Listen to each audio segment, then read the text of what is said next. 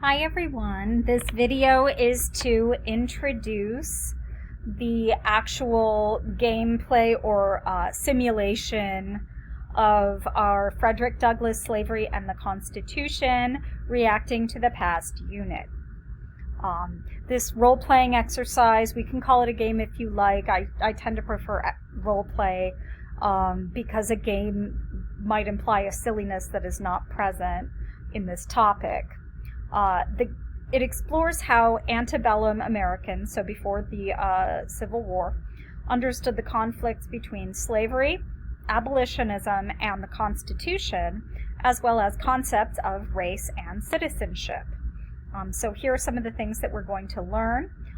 You're going to examine some of the ideas and goals of the abolitionist movement and its key leaders like Douglass and Garrison, as well as the beliefs of the pro-slavery consensus that largely dominated the country in 1845. That group in this exercise is going to be called the status quo, and even though it seems strange that there was a pro-slavery consensus, people have a tendency to keep what they are familiar with and to struggle with large-scale change. So that's one reason why people advocated for what is called the status quo, which would be not abolish slavery widespread. You'll also understand how linked slavery was to early American political institutions, beliefs, and practices. You'll explore contesting interpretations of Thomas Jefferson's ideas of government, revolution, slavery, and race. You'll learn about the lives of influential historical figures and see how they were affected by slavery. You're going to learn about two primary sources, one of which you've encountered already, the narrative of the life of Frederick Douglass and the U.S. Constitution. You'll also see how slavery and abolitionism shaped early American history as well as American civilization. You will experience teamwork and competition, and you're going to improve your skills in persuasive communication with written and spoken work. As you might imagine, this is an extremely interdisciplinary exercise. You are going to be writing, you are going to be speaking, you are going to be learning about politics and history, in some cases literature. If you're the kind of person who wants to go to law school someday, you'll be learning about the Constitution, and also, like, living in this country, we should all know about it. So there are all different kinds of disciplines at play here. If you are a BIS film studies student, the ability to inhabit a character and look at an exercise from that character's perspective is incredibly valuable, even if you're not an actor. But if you are an actor, there you go. So basically, we're going to do this over the course of 4 weeks. I've adjusted our syllabus a little bit to account for that, and I'll post the revised version soon. Week 1, character work. You're going to learn your character. You're going to learn about the time period and get into character. You're going to read part 2 as well. I'll type that now.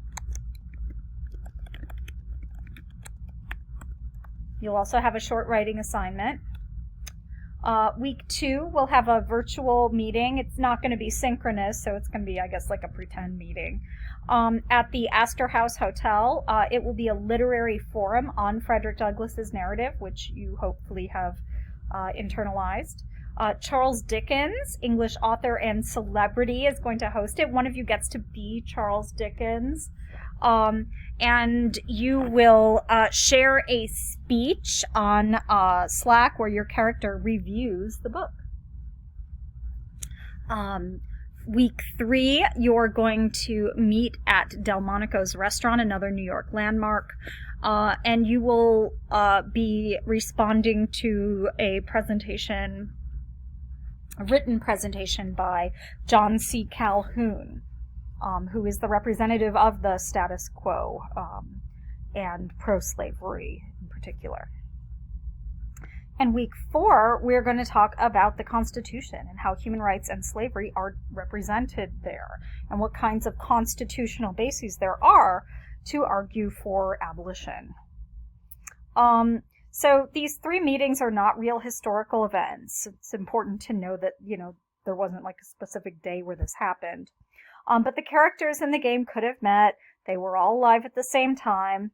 And these issues were widely discussed by Americans from all walks of life. These were actual places. So I made a kind of vintage meal featuring Delmonico's and Astor House inspired food. So I'm going to post the videos of those soon.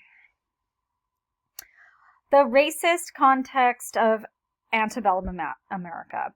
So it would be very easy to explain slavery in America by blaming bad people who do bad things. And of course there were. And at the same time, the majority of white Americans in 1845 supported slavery, even if they lived very far away from the South and didn't have any experience with slavery themselves. They believed that people whose ancestors came from Africa were inferior to white people because that was the cultural, permeation of white supremacy. Cruel acts were committed against countless people who were enslaved. It was a social system, and it is hard to change social systems. Even after the abolition of slavery, social systems were not fixed. And so people still discuss the problems that linger today. Some were sadistic and some believed that they were benevolent, and no matter what, all of slavery is wrong. I need to make some things clear to you with regard to this game.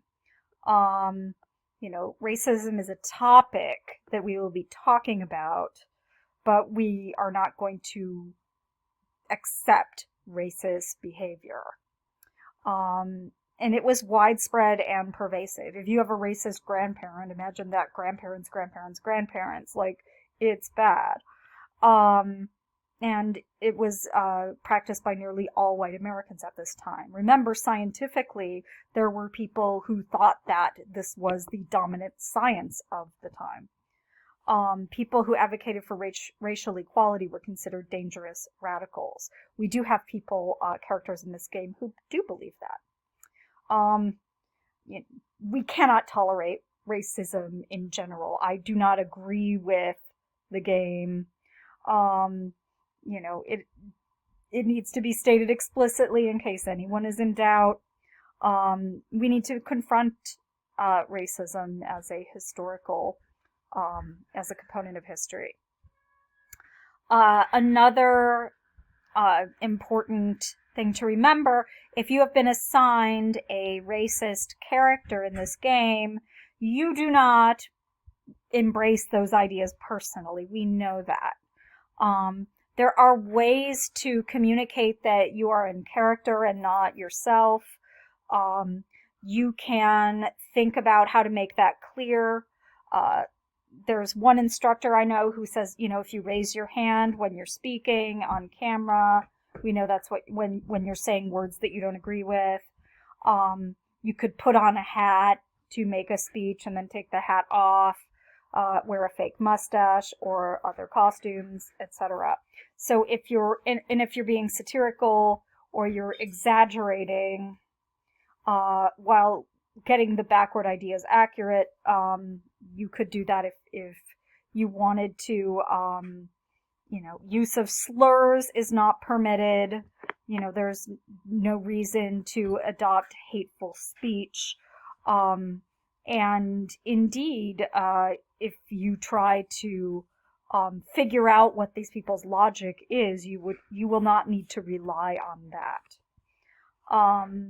The reason that slavery endured for as long as it did was that people could find backward ways to justify it, even though, we can clearly see from now that it was not justifiable.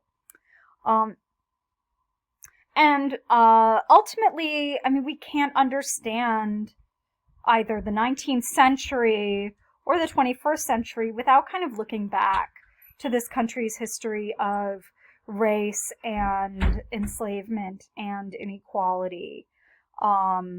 you know, those beliefs were very powerful, and some of the things that we see today echo those beliefs.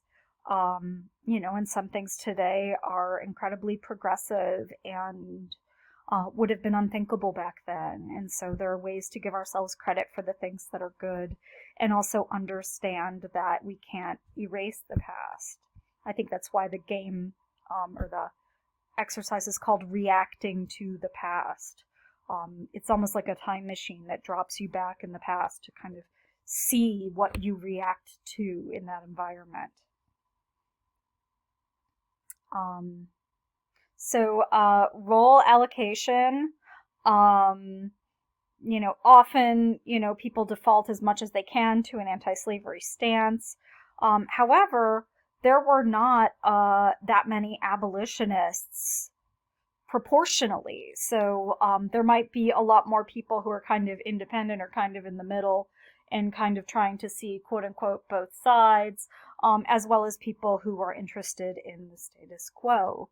If you think about some of the current issues and events that people talk about in this country, you know, there were people who have varying ideas about immigration, for example, or about canceling student loan debt. There are all kinds of conversations that we have, healthcare, and how people responded to the coronavirus as a public health crisis. You can certainly understand how there were a variety of perspectives on slavery back then. You know, it seems strange now because it seems so obviously wrong. But this game kind of puts you back into that space. So hopefully that's been a useful introduction to what we're going to do over the next 4 weeks. You're going to produce one item every week. So the first one will be written. Then there'll be a speech that you will videotape.